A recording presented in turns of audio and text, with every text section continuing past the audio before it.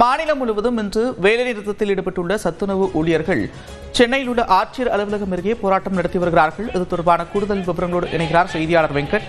விவரங்கள்.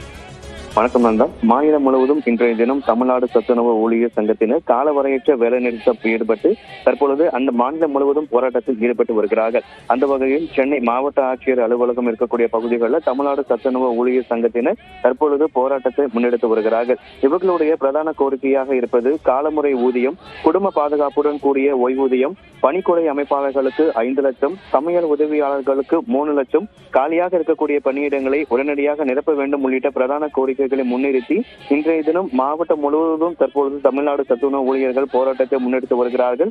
இன்றிலிருந்து வருகின்ற 23ஆம் தேதி வரை 4 நாட்கள் இவர்களது மறியல் போராட்டம் நடைபெறும். 24ஆம் தேதி 25ஆம் தேதி ஆகிய 2 தினங்களுக்கு மாவட்ட ஆட்சியர் அலுவலகம் முன்பு காத்திருப்பு போராட்டம் தொடர்ந்து நடைபெறும் என கூறப்பட்டிருக்கிறது.